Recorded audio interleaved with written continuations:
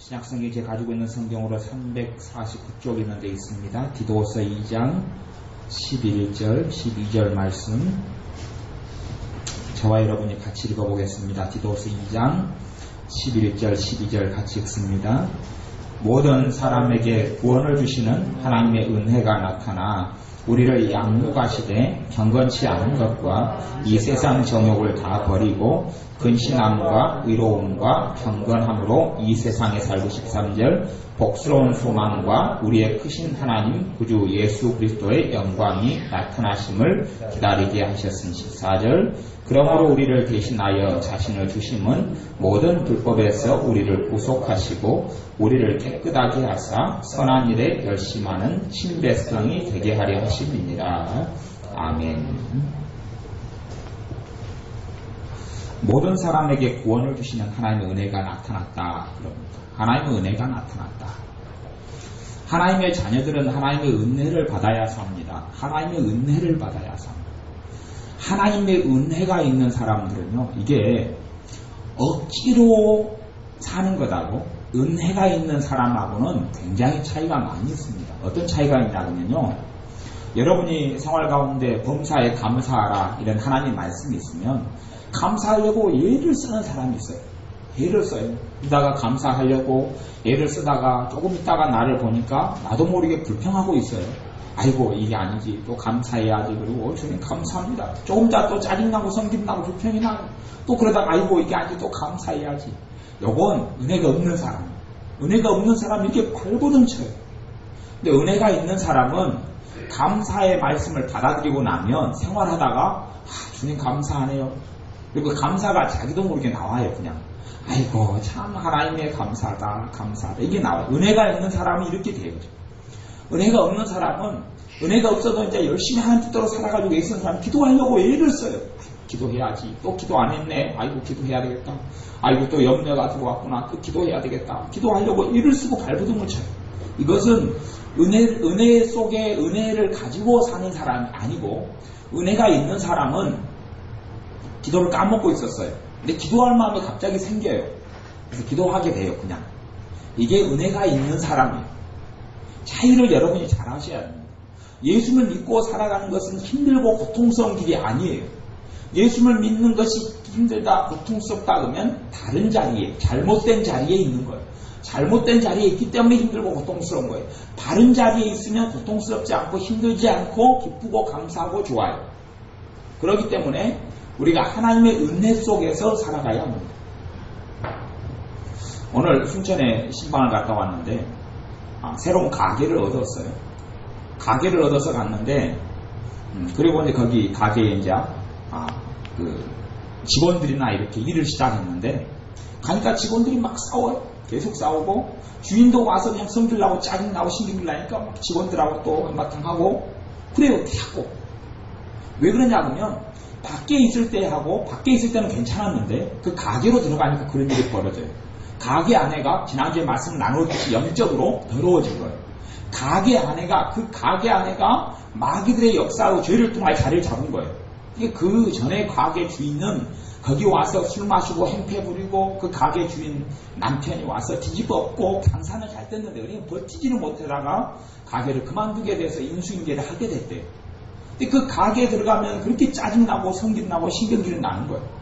그냥 우리가 이봉여사님 저랑 가서 가게에 가보니까 마술사들이 진짜 강해요. 강하니까 거기 오래 있지는 못해요. 오래 있지는 못한다는 이야기를 조금만 지나면 성질이 나기 시작해요. 신경질이 나고 짜증이 나기 시작해요. 자기가 성질을 부리는 성깔이 있는 사람은 그게 심하게 나타나요. 분노가 안에 있는 사람은 분노의 영으로 잡혀있는, 분노로 죄지어서 분노의 악한 영들이 자리를 잡은 곳에 가면 막 불꽃이 일어나고 막 불이 붙어가지고 폭발하고 막 솟아나고. 내가 아직 예모가 있는 가입방을 한 번도 안 들어가 봤는데 누가 목사님한테 정보를 주더라고. 예모의 방에 들어가면은 영적으로 좀 걱정을 많이 했는가 이놈들이 자리 잡은 적은 폼을 잡더라 그러더라고. 그래서 내가 들어가 봤어. 영적으로 아직 점검을 안 해봤어. 나중에 들어봐가지고 얼마나 죄를 많이 지었는가. 죄를 많이 거기서 많이 지으면 그 자리에 놈들이 자리를 잡거든. 그러면 오토매틱이 돼가지고 이제 걱정이 안 하려도 그 자리에 가면 걱정이 되고 나오면 괜찮고 이래 되는 거예요. 이것이 그 영적으로 자리를 주님께 드리느냐 아니면 마귀에게 바치느냐의 문제. 내가 어느 장소에서 죄를 많이 지으면 그 자리가 누구 자리가 되어버려요? 마귀가 정확한 자리가 되어버려요. 오늘 예배드리고 같은 순천에 가신 방 가서 이렇게 영적으로 청소하고 나니까 사람들이요, 그 전에 예배 드릴 때만 해도 종업원들이 몇 명이, 4명이 싸우고 있었거든요. 다투고 싸우고 있었어요. 가니까 주인도 가자마자 주인하고 다투고 싸우고, 주인 집사님이 예배 드려달라 해가지고 갔는데, 이제 새롭게 개업하는데, 다른 데 장사하다가. 근데 가서 예배 드리고, 조금 예배를 드리고, 거기서 지은 죄들을 회개하고, 싸우고, 다투고, 왜냐하면, 새롭게 장사를 하러 들어간 사람, 그 앞에 주인들이 지었던 죄도 새롭게 주인이 들어간 사람이 탓이 되는 거예요. 왜냐하면 건물만 받을 뿐만 아니라 자리만 받을 뿐만 아니라 죄도 인수인계 받아요. 그러니 죄를 회개하고 처리할 책임이 이 사람에게 있어요. 이 사람에게 있어서 주인에게 있기 때문에 임대로 들어갔든지 전세로 들어갔든지 그 사람이 회개하면서 처리를 해야 돼요. 그렇게 하고 나니까, 그렇게 하면서 이제 회개 기도를 하고 나니까 종업원들이 웃으면서 일하고 있는 거예요. 막 웃고, 그전에는 웃는 게 아니고 막 성기를 나가고 신경을 나고, 일하시는 다른 교회 집사님 한 분은 나 때려치운다 그러고, 막 제가 가는데도 그래요. 때려치우겠다고, 내가 이런데 일 안 한다 그러고 막 싸우겠다가 예배 들고 회개기도 하고 물리치고 나니까 막 웃으면서, 이 마귀 역사가 정리되면 하나님의 은혜가 바로 느껴지는 거예요. 그리고 교회 그 주인 되는 집사님도 하나님의 평강의 기쁨이 바로 찾아왔다고. 불안해가지고 그래서 딱 그 자리를 가는데 그런 마음이 들 때래요. 내가 깨어있어 기도하지 않으면 말아먹겠다. 깨어있어 기도하지 않으면 재산이라거나 다 말아먹겠다. 이게 감동이 오는 거예요. 제가 집사님한테 그 수준에서 오는 것은 응답이 정확한 겁니다. 근데 더 많은 영적인 지식을 알고 이걸 정리하면 그것은 또 틀린 겁니다. 내 수준에서는 맞는 거예요. 그걸 모를 때는 영적으로 회개하고 청소하고 나니까 깨끗하게 되는 거예요. 감사하게 이 집사님은 차를 운전하고 다니는데 차를 하나님께 드린 장소가 되어 있어요. 그걸 주님께서 저한테 가르쳐 주셔요. 가르쳐 주셔서 집사님의 차 안에서 받는 응답은 거의 정확합니다. 그리고 집사님의 차 안에만 들어가면 기도가 자동적으로 되지요. 집사님. 우리 집사님 그렇다고. 어떻게 목사님 그렇게 잘하세요? 하나님 가르쳐 주니까 알죠. 가르쳐 주니까. 차 안에만 들어가면 기도가 되고 회개가 되어지고 주님을 찾게 되어져요. 차 안에 어떤 자리가 됐어요? 하나님의 성령님께서 임하에 있는 자리가 됐어요. 하나님이 임하에 있는 성경이 됐어요. 그 차가. 참아가면 기도 안 하려고 해도 뭐가 돼요? 기도가 되어져요. 그 차가 은혜가 있는 장소가 된 거예요. 은혜가 있는 자리가 된 거예요. 여러분의 집이 하나님의 은혜가 있는 자리가 되면 집안에만 앉으면 기도가 돼요. 근데 마귀에게 받쳐진 자리가 집이 되면 집안에만 앉으면 짜증이 나요. 서울에 있는 에모 방을 내가 영적으로 청소를 안 했는데 확인 안 해봤는데 거기에 굉장히 거시기 할 거예요. 아마. 그지? 우리가 내 집에서 죄를 많이 지으면 그 영이 자리를 잡아. 자리를 잡아가지고 거기만 들어가면 근심을 많이 했으면 근심의 영이 자리 잡고 있어요. 그럼 내가 거기서 주님과 함께 지낼 수 있어요? 못 지내요? 못 지내요. 얘하고 이제 쎄쎄쎄하고 놀아야 돼요. 쎄쎄쎄 미리미리 짜증 그렇게 하고 짜증의 영하고 이제 막 손바닥 집어 놀다가 밖에 나오면 이제 별로 짜증이 안 나고 성질이 안 나다가 또 방에 들어가면 또 그래요. 방에 들어가면 잠깐은 괜찮아요. 5분, 10분은 괜찮다가 세면 셀수록 한 10분 지나면 그렇고 20분 지나면 그렇고 어느 정도도 센 거냐 그러면요. 그 자리에 들어가서 한 2시간 있으면 그 영들의 역사가 굉장히 센 거예요. 굉장히 센 거예요. 어떤 자리에 들어가는데 한 2시간까지는 괜찮다가 2시간부터 막 성질 나고 분노가 나고 하면 굉장히 센 거예요. 근데 여러분들이 거기서 일어나는 거예요. 분노가 일어나면 분노를 회개해야 돼요. 여러분 분노가 아니고 여러분 밖에서 들어온 분노가 여러분 분노랑 부딪혀가지고 불똥이 튀는 거예요. 불똥이 튀어. 그러면서 내 분노를 받아들여서 내가 분노를 내기 시작하니까 나도 이제 마귀에게 내 인생과 삶을 제물로 바쳐버리는 거예요. 그러니 하나님의 자녀가 은혜를 누리고 살아가는 삶을 살 수가 없어요. 여러분에게 하나님께서 땅을 정복하라, 지배하라, 다스리라 그랬어요. 그건 우리가 그래서 제가 장사하는 비결이 있어요. 장사를 잘하는 비결이 있어요. 사실 잘하는 비결이 뭐냐 그러면요. 자리가 굉장히 좋은 자리라도 마귀 역사가 심한 데가 있어요. 심한 데는 어떤 가게가 들어가서 장사 잘 돼요? 안 돼요? 안 돼요. 장사는 잘 될 줄 몰라도 그 사람들이 버티지는 못해요. 왜냐하면 그 자리에 가면 돈은 벌어도 짜증나고 성질나고 가정이 그냥 풍기박살나고 이러는데 마귀 역사가 그 자리에 자리 잡고 있기 때문에 여기서 오래 못 버텨요. 뭐 그 사람들이 다 떠나고 가고 이렇게 돼요. 뭐 그 자리에 예수 믿는 사람들 들어가면 수지 맞는 거예요. 왜냐하면 그런 자리는 가격이 좋은 자리라도 싸겠어요? 비싸겠어요? 싸요, 싸. 왜 다음 망하고 말아먹으니까 다음 사람 차리가 권리금도 잘 안 받아. 뭐 싸게 들어가가지고 거기를 영적으로 청소해버리면 되거든. 청소해버리고 주님께 드리고 거기서 회개하고 깨끗하게 만들어버려서 그 자리가 영적인 성전이 되게 만들어버리면 돼요.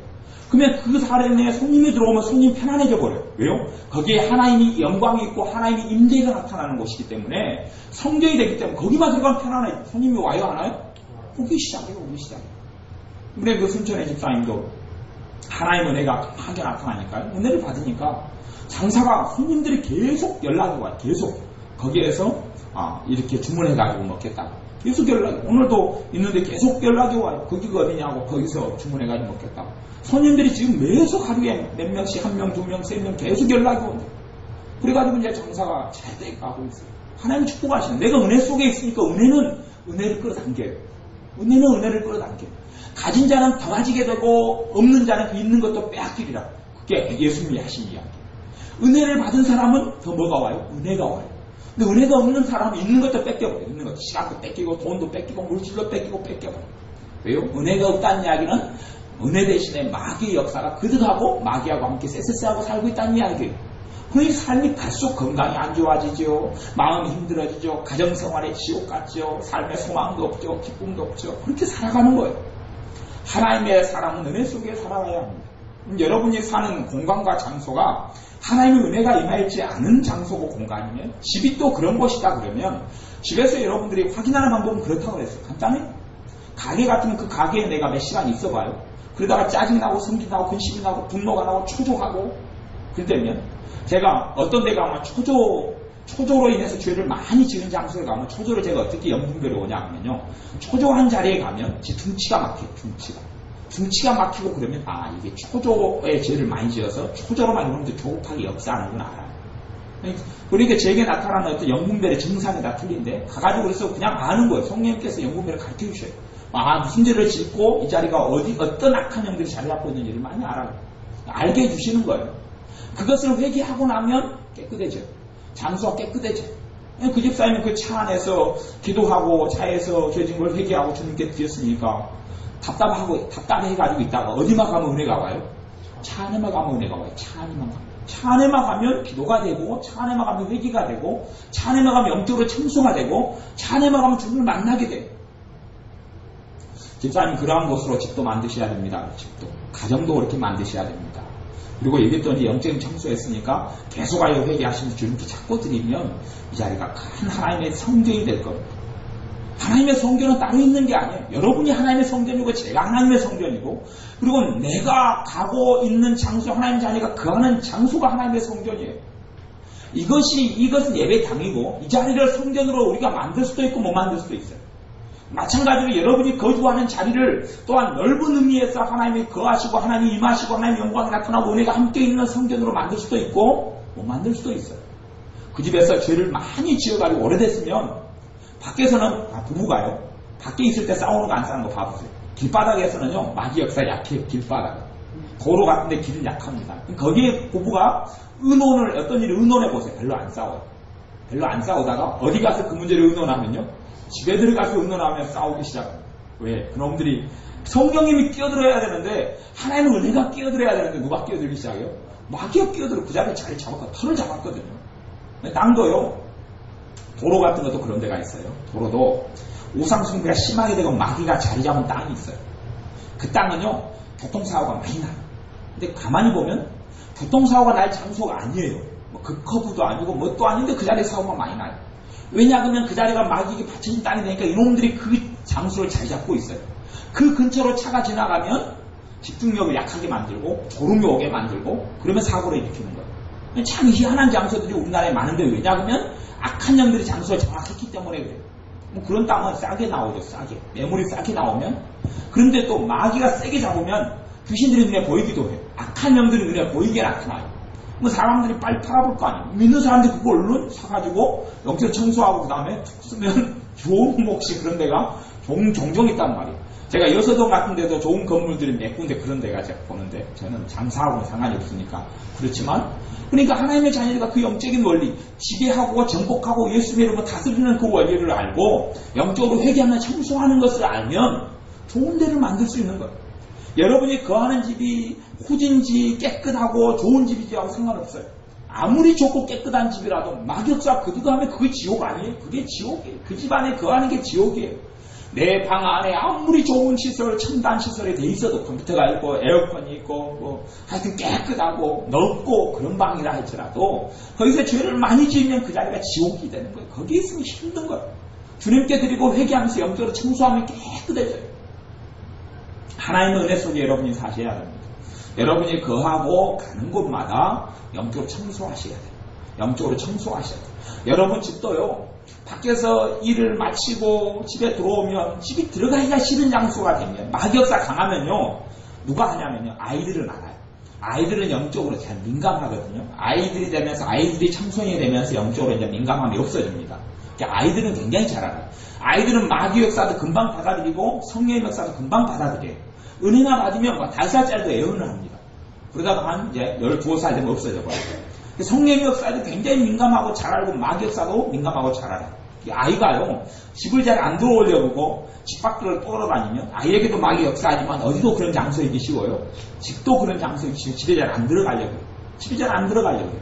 거꾸로 교회가 하나님의 은혜가 가득한 예배당이 그런 장소다. 근데 예배당 얘기가 잘 안 오려고 해요. 그러면 애에게 누가 많이 역사하고 있다는 이야기?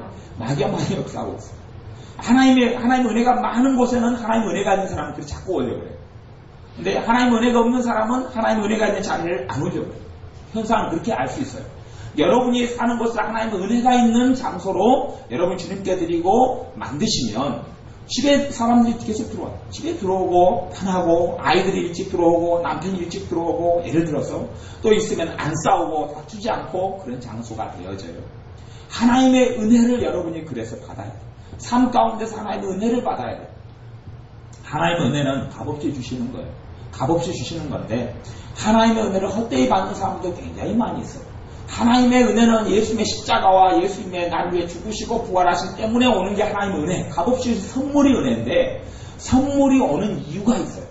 선물이 오는 이유가 오늘 디도서 2장에 나오는데 11절에 보면 모든 사람에게 구원을 주시는 하나님의 은혜가 나타나서 모든 사람에게 구원을 주시는 이 구원은 전인적인 구원을 이야기하는 겁니다. 전인적인 구원을 이야기해요.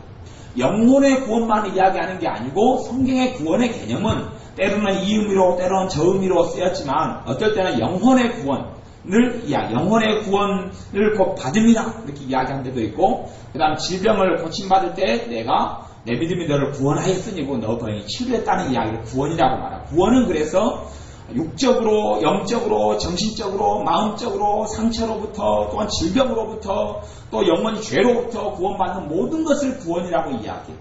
이제 문장 속에서, 문맥 속에서 어떤 의미로 그 구원이라는 단어를 쓸 것인가는 틀려요.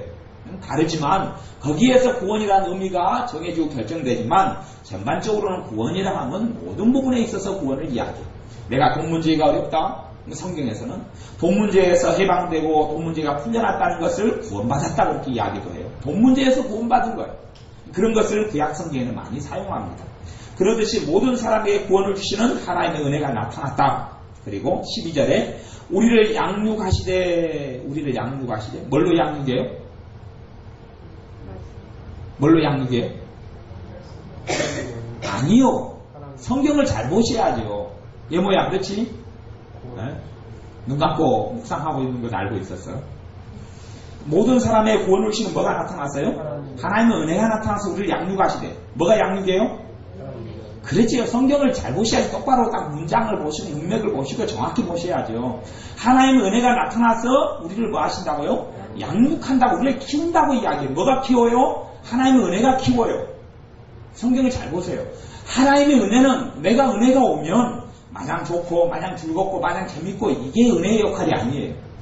은혜의 역할은 당연히 하나님의 은혜가 나타나면 평안하고 기쁘고 좋은 건 사실이에요. 근데 은혜의 본질적으로 하나님의 은혜가 하는 일이 있어요. 하나님의 은혜는 뭐 하려고요? 와서 우리를 양육해요. 양육해. 은혜가 우리를 양육한단 말이에요. 은혜가 양육해요. 하나님의 은혜가 와서 우리를 자라게 한단 말이에요. 믿음에 자라게 하고 장성한 자가 되게 하고 더 큰 하나님의 축복을 누리게 하고 예수님을 닮아가게 해요. 하나님의 은혜가 오면 은혜가 와서 우리를 양육하면 기도 생활에서 우리를 양육하고, 평안에서 양육하고, 가정생활에서 양육하고, 우리의 인격에서 양육하고, 예수님을 닮도록 양육하고, 말씀에서 양육하고, 찬양에서 양육하고, 예배에서 양육하고, 우리가 살아가는 직장과 직업에서 양육해서 잘 되게 하고, 그것이 하나님의 은혜가 나타나서 우리를 양육한단 말이에요. 양육한다. 사람이 자라간다는 것은 정신적으로 자라가고, 그러죠? 철이 안 들었다 하면은 몸뚱아리는 큰데 속이 안 찬 거죠. 근데 철이 들게 하고, 영적으로도 자라나게 하고, 그 다음에 신체도 자라나게 하고, 건강하게 하는 거죠. 건강하게 하는 거고, 내 마음적으로도 강해지는 거고, 이것을 자라게 양육한다 그런 말이에요. 하나님의 은혜가 와서 하는 일이 뭡니까? 양육하는 일, 양육하는 일. 우리를 자라게 하는 일. 은혜의 역할이 그거예요. 어떤 사람이 하나님의 은혜 받았다. 근데 아직도 철이 없고 하나님의 막 기쁨 속에, 감사 속에, 평안 속에 살지 못해요. 뭐 은혜를 까먹어버렸거나 은혜를 안 받았거나 그런 거예요. 하나님의 은혜는 뭐 하려고 하요? 우리를 양육하려고 해요. 양육하려고. 지금 이제 우림이하고 주원이가 조금 있다가 돌이 되는데, 얘들은 양육이 아직 덜 돼가지고 세상 구경을 못해요. 부모가 데리고 가는 것밖에 구경을 못해요. 먹고 싶은 것도 마음대로 못 먹고, 먹고 싶은 것이 뭘 먹고 싶은지도 몰라요. 표현력도 없고, 왜? 양육이 안 됐기 때문에 누림도 없어요. 뭐밖에 못 누려요? 걔네들, 돌이 안 된 그 한 살, 걔네들 수준에서밖에 걔네들 못 누려요. 못 누려요. 5살짜리가 되면 이제 슈퍼동자 다닐 수 있고, 더 많이 누리죠. 더 먼 데로 다니고, 더 많이 구경하고, 보고.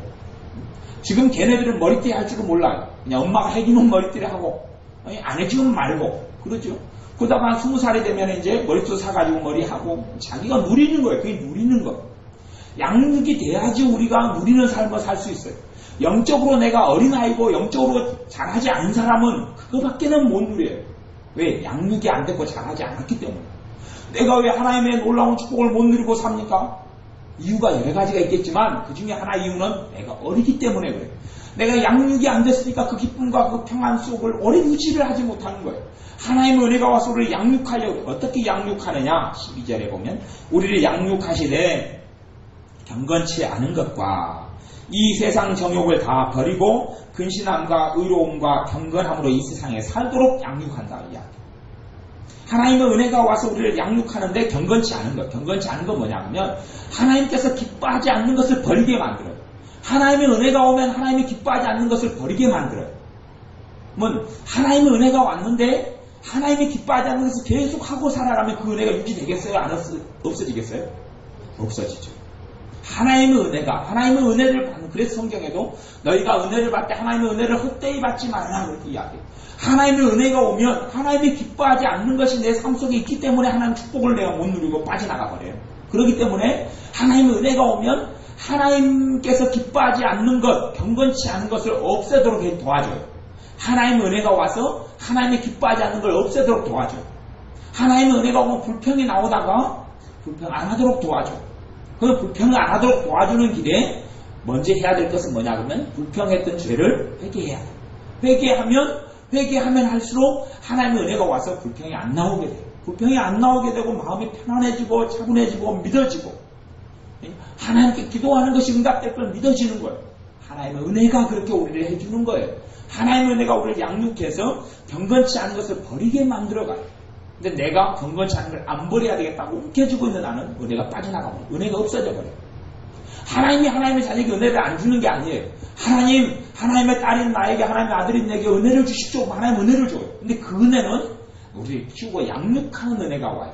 우리를 양육하는데 경건치 않은 것을 버리게 만들고, 그다음 두 번째, 이 세상 정욕을 다 버리게 만들고. 세상 정욕이 뭐냐면 세상 욕심과 이기심과 시기심과 질투심과 이게 세상 정욕이에요. 내 뜻대로 살아가는 것과 내 고집과 아집으로 살아가는 게 세상 정욕이에요. 이걸 하나님의 은혜가 버리게 만들어요. 또 어떤 사람이 은혜를 많이 받은 사람이냐? 은혜를 많이 받은 사람은 믿음으로, 신앙으로, 인격으로 성장하고 자라가는 거예요. 야, 저 사람 됐네? 믿음으로, 뭐 안 가지고 없는데도, 나 같으면은 저 집사님 같이 좀 가난하게 살면 나는 그냥 짜증이 나고 신경이 날 텐데, 저 집사님은 가진 것도 없고, 뭐 돈도 없는데도 왜 저리 좋아하고, 왜 저리 기뻐하고, 왜 저리 감사하게 살지? 그런 사람이 뭐가 있는 사람이에요? 은혜가 있는 사람이에요. 은혜가 있는 사람. 세상에 모든 건 없어도 주님이 계시기 때문에 다 만족이 가능한 거예요. 행복이라는 것은요, 절대 좋은 남편과 좋은 아내와 좋은 자식들이 있다 해서 행복해지지는 않습니다. 행복한 것은 하나님과 나와의 관계에서 행복해지는 거예요. 하나님과 내 관계가 좋으면 행복하고요. 아무리 좋은 남편, 아무리 좋은 아내, 좋은 아버지, 좋은 환경이라 할지라도 하나님과 내 관계가 좋지 않으면, 은혜가 없으면 행복하지 않아요. 행복하지 않아요. 만사가 행복하지 않고 만사가 짜증나고 만사가 불평불만하고 더 부족하게 느껴지는 거예요. 옛날에 더 못 살았을 때는 행복했던 적이 많았을 거예요. 옛날보다는 지금이 얼마나 더 많이 누리고 있어요. 에어컨도 있지요. 냉장고도 있지요. 근데 옛날에 못 살았을 때는 더 행복했을 때 많지요? 많았지요? 왜냐하면 그것이 은혜가 있었을 때이기 때문에, 아니면 주님을 안 믿었을 때면 환경의 문제가 아니라 사람 때문에 그러고 평안하기 때문에 행복했던 거예요. 평안하기 때문에, 염려가 별로 없었기 때문에 그런 거예요. 믿는 사람 같으면 하나님의 은혜가 있었기 때문에 환경하고 상관없어요. 이 잘못 사는 사람들은 뭐냐 하면 환경에서 자꾸만 그것에 행복하게 할 줄로 생각해요. 좋은 대학을 가면 젊은 사람들이 행복할 것 같고, 아니면 더 많은 돈을 가지면 행복할 것 같고, 성공하면 행복할 것 같은데 전혀 행복하지 못해요.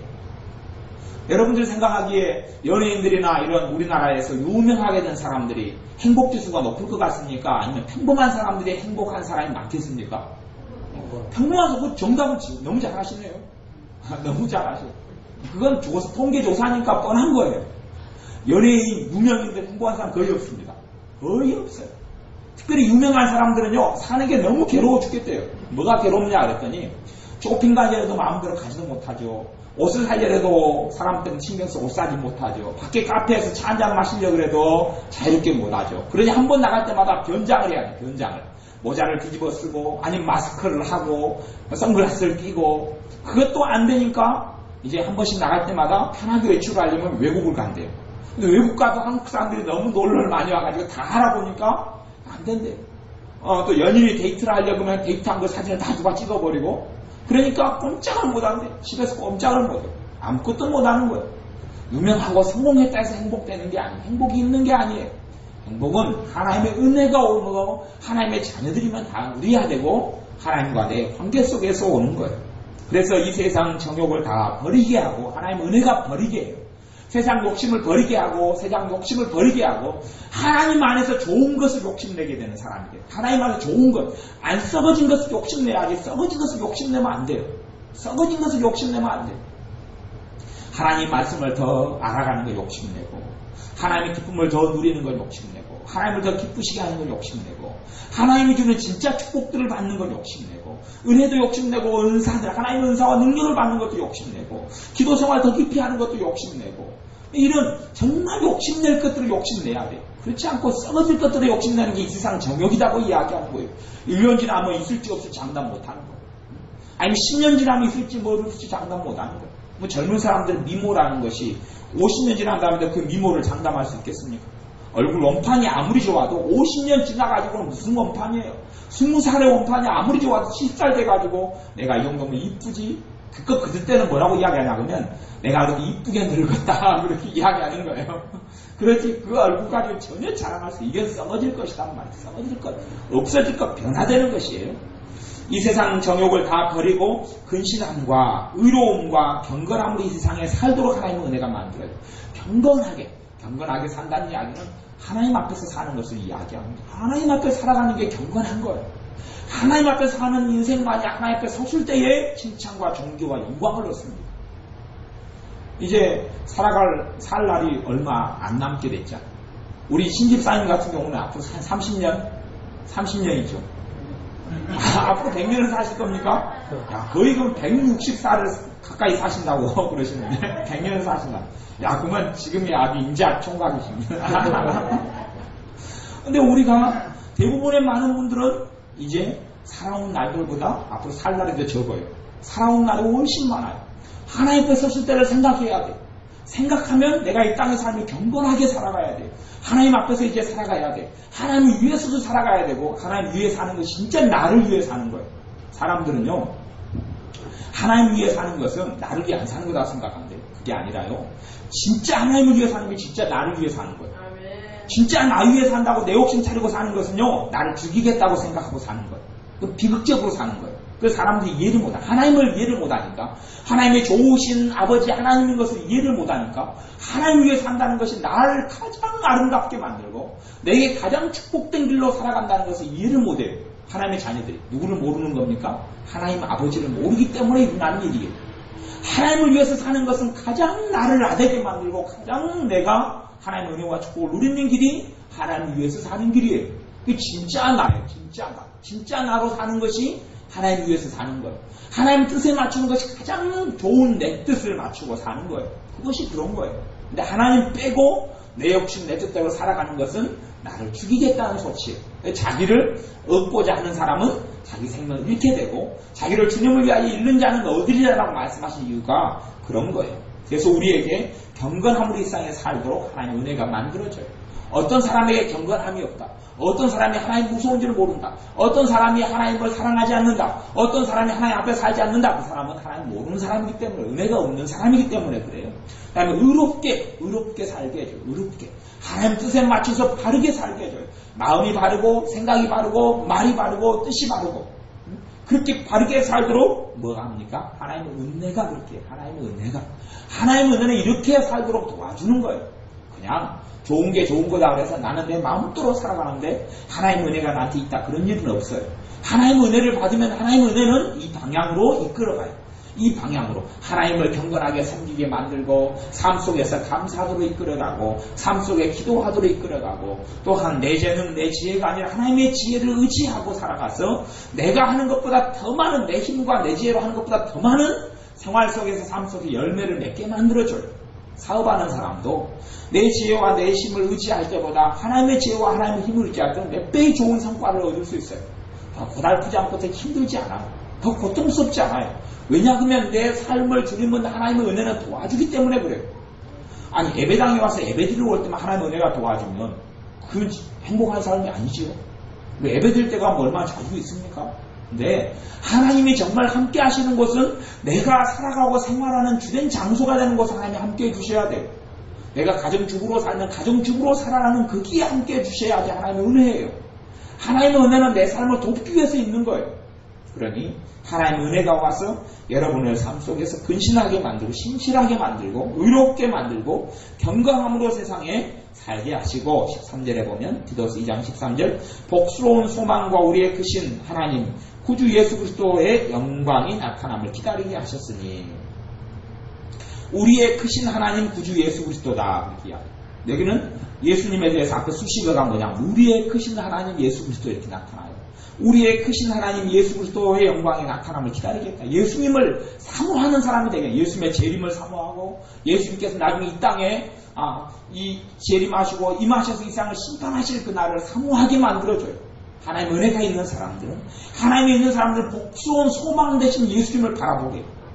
복스러운 소망 대신 예수님이니 우리 안에가 뭐가 찹니까? 소망이 차. 하나님의 은혜가 있는 사람은 소망이 차. 복스러운 소망 대신 예수 그리스도 우리의 크신 하나님 대신 예수 그리스도 그분을 사모하고 사랑하게 되고 그분의 재림을 기다리게 되는 것이 하나님의 은혜예요.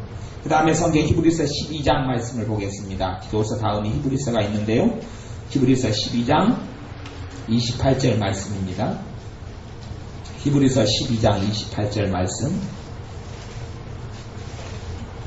히브리서 12장 28절 29절 말씀.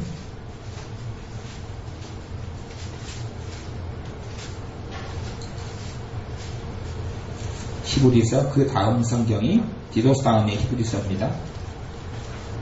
디도스 다음 빌레몬스 다음 히브리서. 히브리서 12장 28절 29절 같이 읽어보겠습니다. 그러므로 우리가 진동치 못할 나라를 받았은즉 은혜를 받자 이로 말미암아 경건함과 두려움으로 하나님을 기쁘시게 섬길지니 우리 하나님은 소매라는 불이심이니라. 아멘. 히브리서 12장에는요, 히브리 12장에는 두 가지 주제를 이야기해요. 첫 번째는 하나님의 징계에 대해서 이야기해요. 하나님이 사랑하는 자녀가 잘못된 것으로 갈 때 징계한다고 이야기해요. 하나님의 징계가 있다. 여러분의 자식이 도둑질할 때 부모로서 징계를 안 하고 야단 안 치고 훈계를 안 하면 그 자식은 버리는 자식이 되는 거예요. 자식이 도둑질을 하게 되면 좋은 부모는 자식을 때려요. 자식을 훈계하고 양육해서 바른 길에 서게 하는 것처럼 하나님께서 하나님의 사랑하는 자녀를 징계하신다. 잘못된 길로 가면 혼내신다. 이것이 히브리 12장의 이야기고 12장 14절부터는 반역자, 하나님에 대해서 돌아서고 하나님을 배신하고 하는 사람들에게 하나님을 어떻게 심판하느냐, 그거에 대해서 이야기를 해요. 그러면서 나오는 것이 요 히브리서 12장 28절 29절도 하나님의 반역하고 하나님을 거역하고 하나님을 버리고 돌아선 사람들에 대해서 하나님이 어떻게 하느냐에 대해서 이야기하는데 29절에는 우리 하나님은 소멸하는 불이십니다. 이렇게 하나님 소멸하는 분이라는 이야기는 소멸은 뭐예요? 다 태워버리는 거예요. 전부 태워버려요. 하나님을 심판하시는 분이라는 이야기예요. 하나님의 심판이 있어요. 그렇기 때문에 하나님을 경외하라, 하나님을 두려워하라 이렇게 말씀하는 거예요. 하나님의 심판이 있어요. 28절에 그러므로 우리가 진동치 못할 나라를 받았은즉 믿음을 통하여 천국 하나님의 나라를 우리가 소유한 사람이 됐단 말이에요. 너희는 하나님의 권속이요 하나님의 나라를 유업으로 받은 사람이라고 이야기해요. 우리는 하나님의 나라를 진동치 못할 나라. 대한민국이나 북한이나 중국이나 변하잖아요. 변해요. 대한민국 이제는 조선이 있었고 다 변해버리잖아요. 변해버려요. 조선 이제는 고려가 있었고 고려가 멸망하고 조선이 생기고 조선이 대한제국으로 바뀌었다 대한제국 멸망해서 일제시대에 36년 치하에 있다가 대한민국이 됐다가 또 어떻게 변해갈지 몰라요. 이게 변하는 나라고 하나님의 나라 천국은 영원히 변하지 않는 나라예요. 완전한 하나님의 통치와 하나님의 치료와 하나님의 기쁨과 하나님의 은혜와 하나님의 영광이 함께 있는 나라, 그 나라에 소유한 사람이 됐다는 이야기예요. 그 나라를 받았은즉 은혜를 받자. 하나님의 나라 천국을 소유한 사람이 되었은즉 은혜를 받자. 그리고 그 은혜가 이로 말미암아 이는 뭐예요? 은혜를 이야기해요. 이로 말미암아 은혜를 통하여 경건함과 두려움으로 하나님을 기쁘게 섬길지니. 하나님의 은혜를 통하여 우리가 경건하게 된다. 경건하게 하나님을 섬기게 돼. 경건하게. 하나님의 은혜로 말미암아 경건하다는 이야기는 죄가 떨어지는 것을 경건하다. 죄에서 점점점 벗어나고 하나님을 기쁘시게 하지 않는 것에서 오염되고 더러운 것에서 점점점 벗어나가는 게 경건하다. 그렇게 이야기해요. 경건하다. 하나님 앞에서 산다. 그 말. 하나님 앞에서 살아가는 경건함이 있다. 이 경건함과 두려움으로 하나님을 기쁘게 섬길지니. 경건함과 두려움은 성경에는 경외합니다. 이렇게 이야기해요. 하나님을 두려워한다. 하나님을 경외한다. 무서워한다는 것하고 두려워한다는 것 틀립니다. 여러분 생각해 보세요. 경외한다는 것이 사람에게 쓰는 용어는 존경이다 이런 말을 써요. 자식이 아빠를 사랑해야 돼요. 근데 아빠를 사랑하는 것 안에는 뭐도 있냐면 존경도 있어요. 자식이 또 손주가 할아버지를 사랑해야 돼요. 할아버지를 사랑하지만 할아버지를 사랑한다고 해서 지 맘대로 할아버지가 자고 있는데 그냥 아니면 할아버지가 앉아있는데 손주가 이빨 패고 저빨 패는 손주 있어요. 할아버지 뺨을 패고. 옛날에는 할아버지 시험 들렸잖아요. 손주 가서 시험을 뽑아버려요. 어떤 손주는요 그랬다 그러더라고. 어떤 할아버지가 시험을 홀로상 태워가지고 왔으니까 왜 그러냐 하니까 손주가요 나이타로 가지고 할아버지 자고 있을 때 시험에다 불을 붙여버렸어요. 시험 불을 붙여버렸어요. 이게 뭐예요? 이건 할아버지를 존경하는 게 아니에요. 할아버지하고 손주는 사이가 너무 가깝고 좋아야 되지만 손주에게는 뭐가 있어야 돼요? 할아버지에 대한 존경심이 있어야 돼요. 그렇지 호로자처럼 할아버지 막 그냥 발로 자고 있는데 발로 머리를 밟고 찼다 그래요. 왜 그러냐 막 아야야 그래서 목을 아야야 그래서 왜 그러냐 그랬더니 손주가 발로 머리를 찼는데 목을 맞아가지고 이렇게 목이 아프다고. 그렇게 자식을 키우면 안 돼요. 하나님을 그렇게 대하는 사람들도 있어요. 하나님을 우습게 여기는 사람들이 있어요. 꼭 자식이 부모를 우습게 여기고 그러니까 부모를 우습게 여기니까요. 제가 아는 애는 고등학교 1학년짜리인데 여자인데 성질을 나니까 지 엄마한테 2년 전에 욕하는 거예요. 얼마나 자식을 잘못 키웠는지요. 오냐오냐 키워버리니까 나중에 성질 나니까 지 엄마가 돈을 안 주니까요. 2년 전에 욕해버려요. 지 엄마한테. 완전히 그건 구약성경에 죽여버리라고 그랬는데 그런 자식. 이것이요 사랑도 아니에요. 그러니 부모를 공경하는 것을 안 가르쳐 놓으면 부모를 공경하라 그거라고. 사람에 대해서는 그래서 부모에 대해서 공경이라는 말을 쓰고 다른 사람에 대해서는 존경이라는 말을 쓰고 하나님에 대해서 쓰는 말이 뭐예요? 경외라는 말을 쓰고 두려워한다는 말을 쓰는 거예요. 하나님에 대해서도 하나님을 우습게 기는 사람들이 있어요. 내가 내 마음대로 살고 하나님을 원망하고 하나님에 대해서 불평불만하면서 하나님께 도와달라고 그러는 거예요. 이게 하나님을 우습게 해요. 하나님은 소멸하는 불이에요. 소멸하는 불이어서 그런 사람을 놔두지 않고 심판하거나 징계해요. 심판해버려요. 하나님의 심판이 나타나는 사람이 얼마나 많은데요. 지금의 교회는 그렇지 않지만 우리나라 60년, 70년대 교회 같은 경우는 예배당 같은 경우 그런 일도 많이 있었어요. 옛날에는 전등 같은 게 귀했잖아요. 백열 전등 같은 거 귀해서 예배당에서 몰래 전등을 빼가지고 비싸니까 자기 빌라 밑에 있는 전구 말이죠. 그걸 갖다가 자기 집에 끼우면서 적사하는 사람들도 많아요. 옛날에는 하나님의 영광이 많이 임하있는 장소가 예배당이었기 때문에 거기 물건들을 가져가면서 하나님이 심판해버리는 일들이 종종 있었어요. 그런 것처럼 하나님이 두려운 분인 줄 알아야 합니다. 이게 하나님의 은혜가 오면 하나님을 두려워하는 분으로 알아요. 하나님이 정해놓은 선을 넘어가지 않아요. 하나님이 정해놓은 선을 넘어가지 않아요. 하나님을 우습게 여기지 않아요. 하나님을 망으로 여기지 않아요. 하나님은 망으로 여김을 받지 아니하시나니 하나님을 우습게 여기는 사람들이 있고 하나님을 마음대로 비방하고 욕하는 사람들인데 큰 저주를 초래하는 거예요. 요즘에 한국 사회에는 교회를 욕하는 사람들, 기독교를 욕하는 사람들 굉장히 많은데 그들은 자자신세의 저주를 받아. 이게 정말 비참한 거예요. 젊었을 때 철 모르고 교회를 욕하고 하나님을 욕하고 예수님을 욕하다가 자기 인생이 안 풀어져요. 그 사람이 나중에 예수님 믿어도요 안 풀립니다. 인생이 안 풀려요. 뭘 해야지 풀려요? 그 죄를 회개해야 돼요. 근데 지나고 난 다음에 그 죄를 까먹어요? 안 까먹어요? 까먹어요. 회개가 안 돼요. 마귀에게 출입구를 열어놔버려요. 저주의 문을 열어놔버리고 예수를 믿고 살아가는데 왜 내 인생이 안 풀리지 그래요? 그 부분에 회개가 돼야 돼요. 예수 믿는 사람들도 믿기 전에 교회를 욕하고 교회를 해방하고 하나님에 대해서 해방하는 것을 회개해야 돼요. 그러고 보니까 저도 그 죄가 생각나요. 기도가 말씀 끝나고 회개해야 돼요. 이 안 믿을 때 함부로 믿는 사람들에 정죄하고 판단하고 하나님에 대해서 그러고 교회에 대해서 그런 걸 철저하게 회개해야 돼요. 회개해야 돼요. 아니 그런 사람들이 그래서 교회 옛날에도 보면 헌금 문제 가지고 교회를 욕하는 사람들이 많이 있었어요. 뭘 모르고 헌금 가지고 교회를 욕하는 사람이 많이 있었어요. 그런 사람이 나중에 하나님께 돌아와도 묻질 문제가 안 풀려요. 그거 헌금 가지고 하나님의 교회를 비방하거나 하나님을 비방하거나 믿는 사람 비방하거나 교회를 비방한 것을 회개해야지 묻질 문제가 풀리는 경우도 종종 있는 것을 많이 100%는 그렇지 않는데 종종 그런 일이 있어요. 왜냐하면 하나님은 두려우신 분이에요. 하나님의 은혜가 오면 하나님을 경건하게 섬기게 하고 하나님의 은혜가 오면 하나님을 두려운 줄 알게 돼요. 하나님을 우습게 하는 사람들 은혜가 없는 사람 은혜를 받자 은혜로 말미암아 경건함과 두려움으로 하나님을 기쁘게 섬긴 게 해준다고요. 하나님을 두려워하는 것하고 기쁘게 섬기는 것하고 다를 것 같지만 같아요. 이게 같아요. 진짜 부모하고 자식하고 친하고 좋은 관계는 선이 있는 사람, 선이 있는 부모와 자식이 정말 가까워요. 이해되세요? 봐보세요. 자식이 딸이 엄마하고 친하다 엄마 뺨을 입밤 펴고 제뺨 펴면 선이 있어요? 없어요? 선이 없는 게 친할 수가 없는 거예요. 친할 수가 없어요. 일정하게 선을 지켜야죠. 엄마한테 반말 칙칙이 해서 하면서 껌짝짝 씹으면서 반말 칙칙하고 엄마를 오락가락 해버리면 친하게 될 수가 없어요. 엄마가 딸을 기뻐할 수가 없고 딸도 엄마를 우습게 여기는데 하나님의 축복을 누릴 수가 없어요. 엄마하고 딸은 선이 있어야 돼요. 선이 아무리 사랑하는 부부 사이에도 뭐가 있어야 돼요? 선이 있어야 돼요. 선이 있어야 돼요.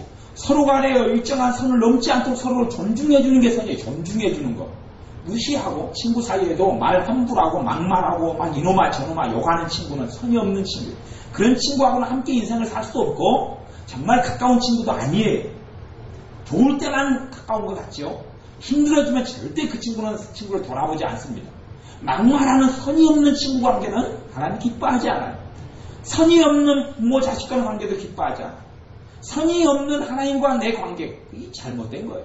하나님의 선이 뭐냐? 그게 하나님과 내 사이의 경계선, 이 선, 지켜야 될 선이 뭐냐? 그것이 하나님을 두려워하고 하나님을 경외하는 것이에요. 그렇게 될 때 기쁘게 하나님을 섬길 수 있어요.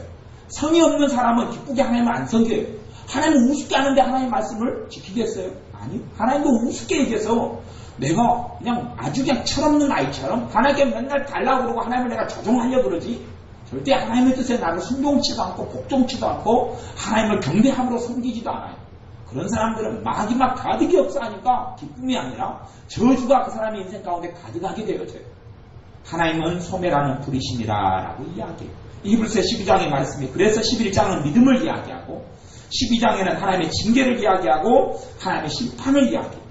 그러니 하나님의 자녀들의 삶 속에 하나님의 은혜가 오면 하나님을 어떻게 기쁘게 섬겨야 될지를 알게 하고 하나님을 경외하게 만들고 또한 삶 가운데 경건하게 만들고 이게 하나님의 은혜의 역할이에요. 하나님의 은혜가 하는 역사가 이런 일을 해요. 우리의 삶 가운데 하나님의 은혜가 있는 사람이 되어야 합니다. 여러분의 가정과 여러분이 있는 직장과 여러분이 있는 장소를 하나님의 은혜가 임하는 자리로 만드십시오. 주님께 드리고 그 자리에 지은 죄를 회개하고, 차 안도 마찬가지예요. 아까 차 안처럼 거기서 예배하고 거기서 지은 죄를 회개하고, 새 차를 샀으면 거기서 그 앞에 주인이 지은 죄를 회개해야 돼요. 차를, 중고차를 샀으면 거기서 앞에 주인들이 지은 죄를 회개해야지 차가 깨끗해야 돼요, 영적으로. 그러면 차 안에 들어가서 기도를 좀 하고 주님께 자꾸 차를 드리면 밖에 불안하고 낙담하고 힘들다가 차 안에 들어가면 편안해져요. 그게 하나님의 영광 있는 자리가 되기 때문에 그래요. 기도가 돼요. 그렇게 차를 만드셔야 되고, 집도 그렇게 만들어야 되고, 방도 그렇게 만들어야 되고, 그 은혜가 여러분을 믿음이 자라게 하고, 하나님의 은혜를 더 누리게 하고, 하나님의 기쁨을 더 누리게 하고, 주님을 더 경외하게 만들고, 믿음이 자라게 하고, 여러분의 삶 가운데 하나님의 뜨거운 줄 알게 하고, 또 하나님을 경외하게 여러분을 만들어 갑니다. 여러분은 하나님의 은혜가 양육할 줄로 믿습니다. 기도하겠습니다. 아버지 하나님, 하나님의 은혜의 역사와 하나님의 은혜가 하는 일에 대해 말씀을 나누었습니다. 하나님의 은혜를 우리가 헛되이 양받게 하시고, 또한 하나님의 은혜를 우리가 더 많이 받게 하여 주옵소서.